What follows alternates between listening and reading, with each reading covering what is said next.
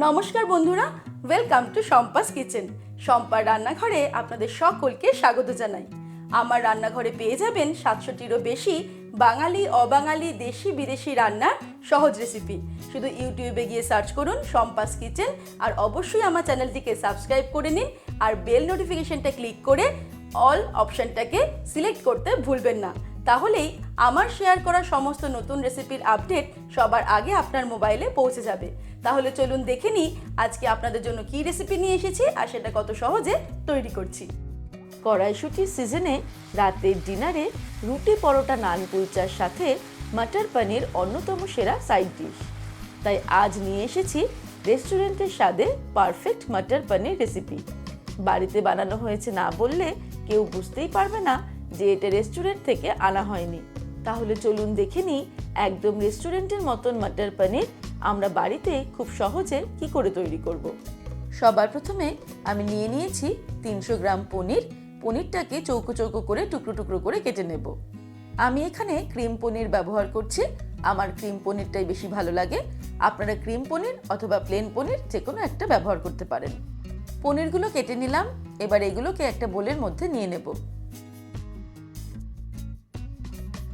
এবারে নিয়ে নিয়েছি টমেটো, দুটো টমেটো 4 ফালি করে কেটে নেব।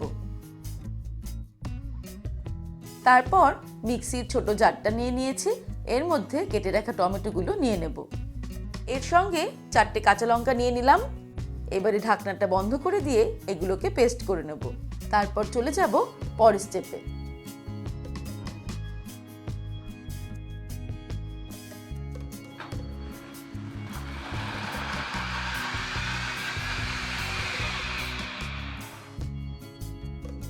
তারপর একটা প্যান গরম করে তার মধ্যে নিয়ে নেব বেশ কিছুটা পরিমাণে এক্সট্রা লাইট অলিভ অয়েল। আপনারা রিফাইন্ড অয়েলও নিতে পারেন। তেল গরম হয়ে গেলে এর মধ্যে আমি পনিরের টুকরোগুলো ছেড়ে দেব।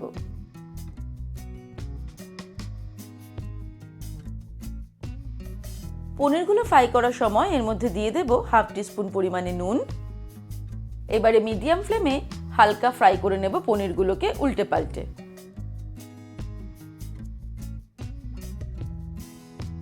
পনিরগুলোকে হালকা ফ্রাই করে নিলাম, এবার একটা বোলের মধ্যে তুলে নেব আর চলে যাব পরের স্টেপে।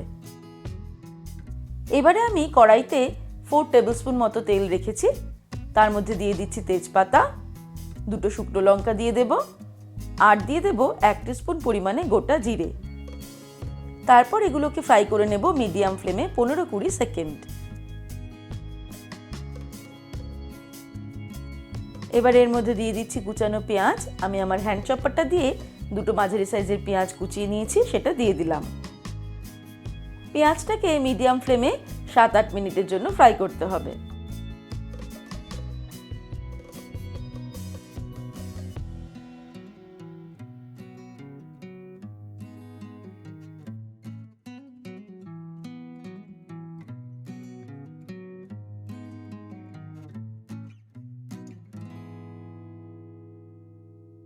পেঁয়াজটা ফ্রাই করা হয়ে গেছে, এবারে আমি এর মধ্যে অ্যাড করে দেব 1 টিস্পুন পরিমাণে আদা বাটা, আর দিয়ে দিচ্ছি 1 টিস্পুন পরিমাণে রসুন বাটা।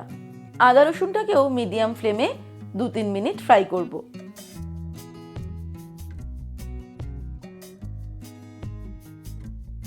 আদা রসুনটা ফ্রাই করা হয়ে গেছে, এবারে ফ্লেমটাকে কমিয়ে দিয়ে কিছু মশলা অ্যাড করব। প্রথমেই দিয়ে দিচ্ছি হাফ টিস্পুন পরিমাণে হলুদ, জিরের গুঁড়ো দিয়ে দেব 1 টিস্পুন, ধনের গুঁড়ো দিয়ে দিচ্ছি 2 টিস্পুন, দিয়ে দেব Kashmiri red chilli powder 1 teaspoon, গরম মশলার গুঁড়ো দিয়ে দেব হাফ টিস্পুন। তারপর সামান্য জল অ্যাড করে মশলাটাকে ভালো করে কষিয়ে নিতে হবে।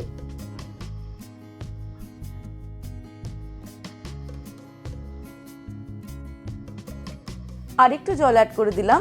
মিডিয়াম ফ্লেমে মশলাটাকে ভালো করে 4-5 মিনিট কষিয়ে নেব।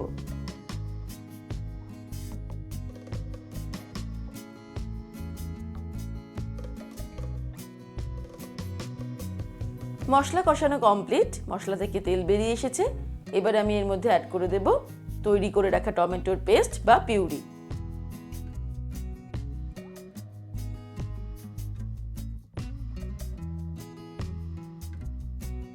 সবকিছুকে ভালো করে মিক্স করে নিলাম। এর মধ্যে অ্যাড করে দেব 1 টিস্পুন পরিমাণে নুন, আপনারা স্বাদ অনুসারে দেবেন। তারপর আবারও মিক্স করে দেব।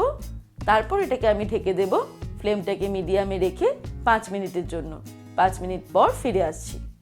5 মিনিট হয়ে গেছে, মশলাটা খুব ভালো মতো কষানো কমপ্লিট। এই দেখুন মশলা থেকে কিন্তু বেশ খানিকটা তেল ছেড়ে দিয়েছে। এই সময়েই আমি এর মধ্যে অ্যাড করে দেব কড়াইশুঁটি। আমি 1 কাপ কড়াইশুঁটি অ্যাড করে দিচ্ছি, যেটা এই রেসিপির অন্যতম প্রধান ইনগ্রিডিয়েন্টস। কড়াইশুঁটি অ্যাড করার পরে মিডিয়াম ফ্লেমে আমি আরও 4-5 মিনিট কষিয়ে নেব।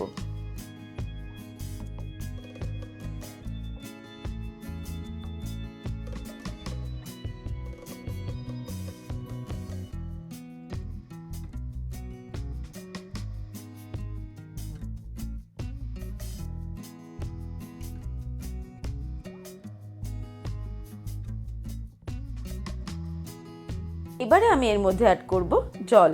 আমি প্রায় 1.5 কাপ মতন জল অ্যাড করে দেব।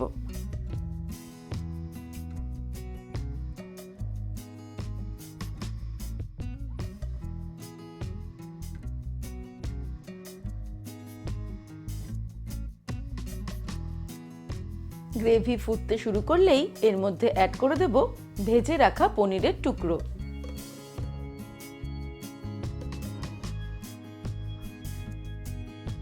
সব কিছুকে নেড়ে ভালো করে মিক্স করে দিলাম।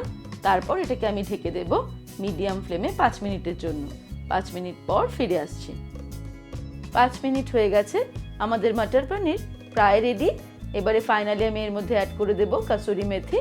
আমি কাসুরি মেথি রোস্ট করে নিয়েছি, এবার হাত দিয়ে সামান্য ক্রাশ করে এর মধ্যে অ্যাড করে দেব।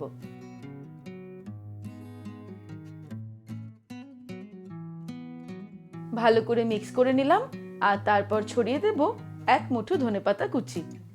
ব্যাস, আমাদের মটর পনির রেডি হয়ে গেল। আমি ওভেনটাকে অফ করে দেব। তারপর গরম গরম মটর পনির আমি রুটি, পরোটা, নান, কুলচার সঙ্গে সার্ভ করব। তাহলে দর্শক বন্ধুরা, আজকের এই রেসিপি আপনাদের কেমন লাগলো আমাকে ভিডিওর নিচে কমেন্ট সেকশনে কমেন্ট করে জানাবেন। ভালো লাগলে লাইক করার অনুরোধ রইল, আর বন্ধুদের সঙ্গে কিন্তু অবশ্যই শেয়ার করুন। ভালো থাকবেন, সুস্থ থাকবেন। আমি আবার হাজির হব নতুন নতুন রেসিপির সঙ্গে। নমস্কার।